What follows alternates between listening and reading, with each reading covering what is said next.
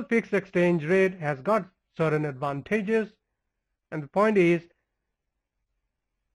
government sometime would like to set their exchange rate a little bit higher, sometime it is lower. As we have seen in the example of UAE, few decades back, their currency was set against dollar in a way that 1 dirham was equal to 0.25. But now you see 1 dirham is equal to 0.27 dollar. That means their currency has been appreciated, or they may have revalued their currencies. Okay, so fixed exchange does not mean that it is going to be always same. Probably there may have some kind of changes. Maybe those changes will come decades after, maybe 1 decade or 2 decades after. Okay, now if government tries to do that, let's say a government would try to or willing to set that currency at a higher rate, then they will use those measures. One of the measures was increasing the interest rate. If government increases the interest rate, what will happen immediately? Huge investment will be attracted. Okay, investment from outside that country will be attracted. That means government will all of a sudden get so much of money from overseas. Now this is what we call that hot money inflows. When money comes from outside in the form of investment, we call that hot money inflows. Okay, when that would happen, when there is higher interest rate, and when government would use higher interest rate, when government would like to revalue their currency or set their fixed exchange rate a little bit higher. Okay, now we come to the second point. Balance on trade or surplus can be made. Yes, mostly what happens when a country think of fixed exchange rate, they would always like to set that currency at lower rate. Why? If they set the lower rate, then that may attract more of foreign consumers. Okay, it will attract more export demand by the foreign consumers. Now if more export happens, then it is likely that country will enjoy balance on current account surplus, or at least would be balanced. Okay, now balanced on current account surplus means export demand is going to be higher. Okay, now which is going to benefit that country. Now this is also connected with the number 3 point. In the number 3 point, we see higher economic growth leading to higher national income. Well, when a country would enjoy current account surplus, that means export is high. Okay, higher export means that will impact the AD. AD will go rightward. Now when AD goes rightward, output increases. Output increasing means unemployment would decrease. Okay, and national income is going to be higher. Well, that would definitely happen, but in the short run. In the long run, scenario could be different. Okay, so anyways, what we see, current account surplus will allow that country to enjoy higher national income. In the number 4 point, we see perceived certainty among traders and investors. Well, in floating exchange rate, I told you that traders would like to sell their goods overseas market, but they will be a little bit concerned. Why? Because the rate in the forex market in terms of floating exchange rate changes quite often. The rate at which they will transact or sell their goods when they receive the payment, probably that rate may not be stable. That rate may be changed. As a result, they may lose money. Well, that problem is pretty much solved in case of fixed exchange rate. Why? Because a trader would like to sell the goods at the price, and he's going to receive the payment exactly at that price. That means transaction and payment will be at the same rate. As a result, the trader would be very much confident not to lose any money out of that transaction. Okay, so these will encourage traders to involve in international trade. Ultimately, export into that country would increase. Okay, so these are the advantages I explained. Now get to the next part. In case of first point was higher interest rate to peg the currency may affect the domestic demand, right? Now, I also mentioned that why would a country increase the interest rate? Now, it is quite obvious when a country increase interest rate, that means the target is to revalue the currency. Now, the question would be why a country would revalue the currency.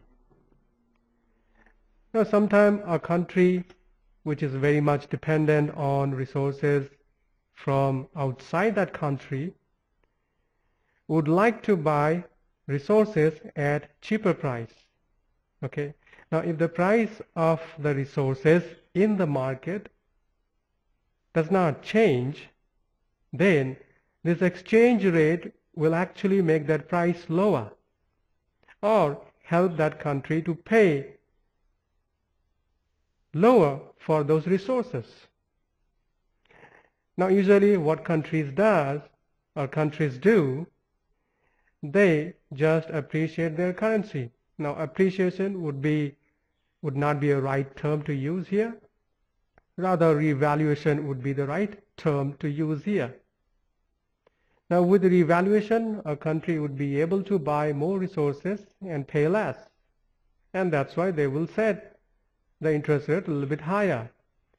Now, when they do that, at that point of time, higher interest rate encourages people to save more money. So when they would save, that means they would consume less.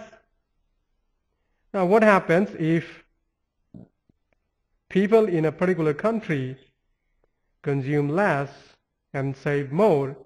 Then firms will find low demand in the market. Now, due to lower demand, firms would actually produce less. Now, if firms are producing less, they will employ less. Now, in a way, once again, that is going to affect the income of the people. Okay, so overall we see that economy may experience slowdown. And that's why we say fixed exchange rate may have negative effect on a particular economy,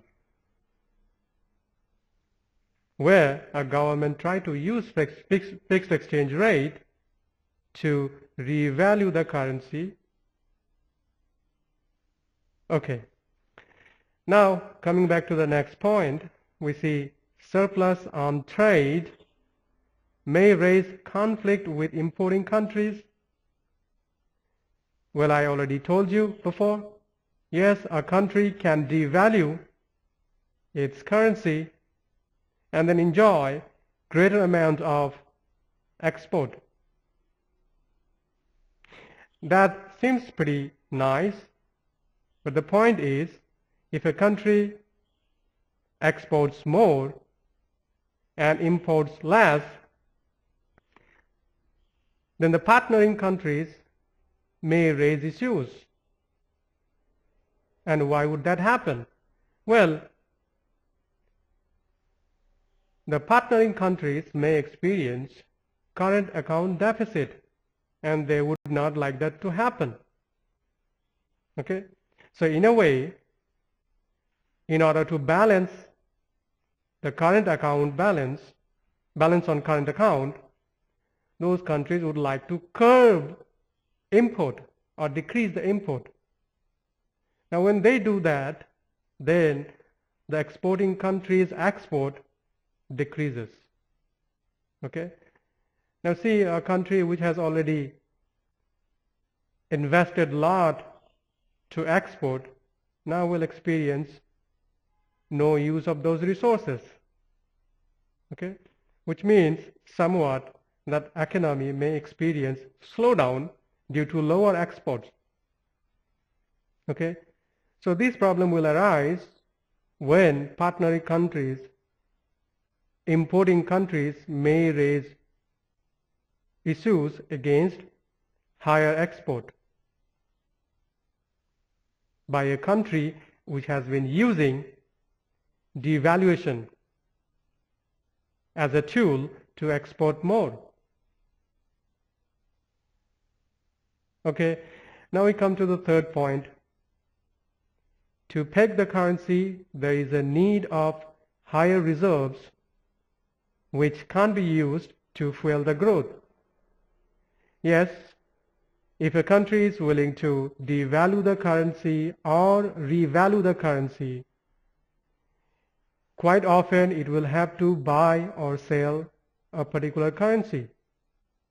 Okay. Now, in order to buy or sell, that country must have something to pay. Now, most likely a country would like to pay the other currencies. Okay. Other currencies, in a way, a country may have foreign currency reserves. And that country may like to use that foreign currency reserve to buy local currency or maybe sell local currencies. So what happens? Huge amount of money is stuck within the reserve. If that money is stuck within the reserve, then it cannot flow into economy. Now we know that there may have time when an economy may experience slowdown, and that government needs to spend money so that that economy gets that speed they wanted. Now, unfortunately, that option will not be there for that government, as because they are very much keen to maintain the fixed exchange rate using huge amount of currencies or currency reserves. Okay, so as a result, we see somewhat the economic growth of that country will be affected. Okay, then the number 4 point, traders and investors may not be confident about the real value of the currency they are holding. Now see, if a country has been using fixed exchange rate, means the rate is pretty much artificial. It is not as per the demand and supply of that currency in the market. Now, when we hold a currency and the rate of that currency is decided in the market, then we get the real value from the market. But if that rate is decided by the government or central bank, then people don't value that money. I hope you remember that I have given you one example of UAE. Now UAE has been set their currency against dollar at a rate 1 dirham equal to 0.27. Okay. Now if you go to UAE, you will find people in UAE, they are very much interested in holding dollars and not their dirham. And the reason is, any time that government machineries would be failed,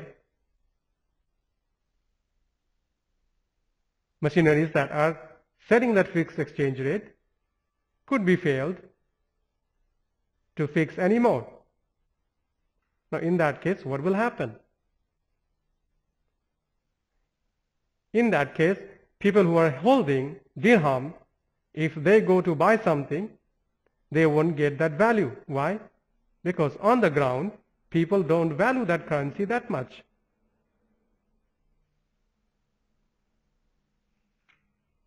And that's why people in UAE would not be confident about their own currencies. Rather, they would choose to have more dollars, so that whenever they have things going on or there is failure of fixed exchange rate, by the government machineries, they can use the dollar and buy anything they want.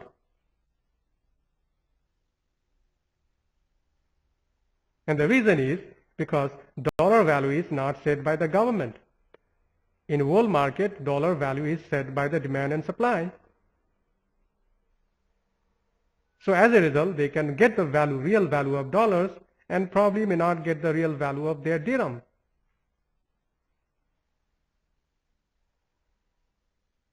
That's why we see that people in a country would not be confident about their own currency or the real value of their own currency. Okay, so these were the disadvantages